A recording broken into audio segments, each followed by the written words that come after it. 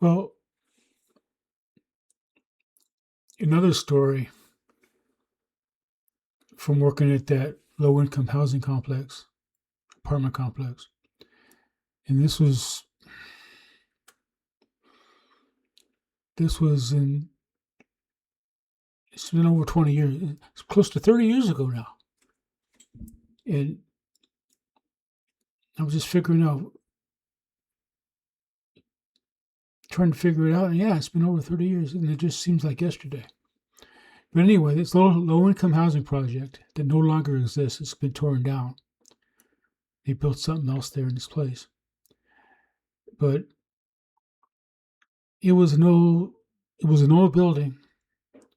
They took good care of it, but it was old and it was cramped and it was. I just got tired of smelling crack fumes. That's where I learned what crack smelled like. Cause you can walk in the halls and you smell it. And most of the residents had severe mental issues, addiction and mental health, and there were some sick, sad people living there. But anyway, somebody dying in an apartment or getting sick in an apartment was a common thing. And one night we had to call 911 for somebody. And I don't remember if he passed away or if he was just messed up. I don't remember.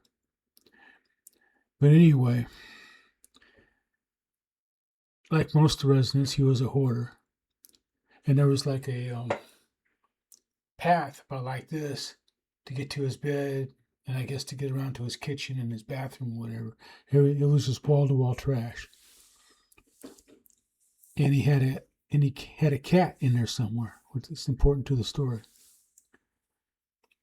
Well,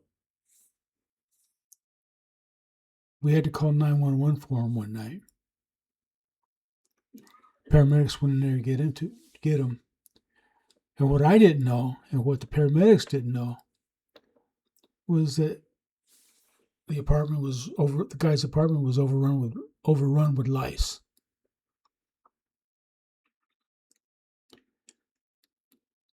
So they got him out, got him in the back of the truck. And the firefighters started crawling. Getting it crawled. They was crawling on their bodies and stuff, and in their hair and everything. And they yelled at me. Were very angry at me because I didn't tell them about the lice. I didn't know about the lice, of course. If I would have known about it, I would have told them.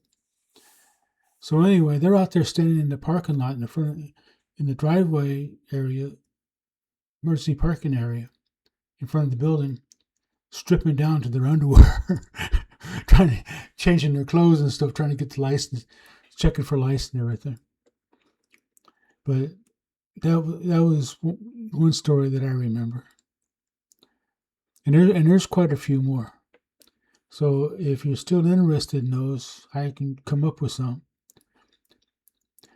But the job was so stressful. I had got promoted up to the position of lieutenant.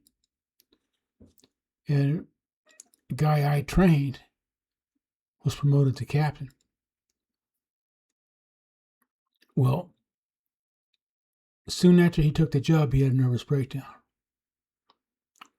And I told them that I was not going to take the captain's job. I would, even if I even thought they were going to hire me, approach me about it, I was going to quit. Totally out of the question. So, and eventually they did remove me from that site because they thought, because it was starting to wear on me and it showed. So for my own mental health, they took me out, and I didn't miss the place. I still don't miss it. So anything else you want me to talk about? Any suggestions about places I've worked? That was about the most. And before that, I had worked at a condo complex on Tampa Bay, where the condo started at $500,000. Rich people. So it's quite the change. So thank you for watching. Thank you for your suggestions, and I'll be back with more content, more videos. Have a good night.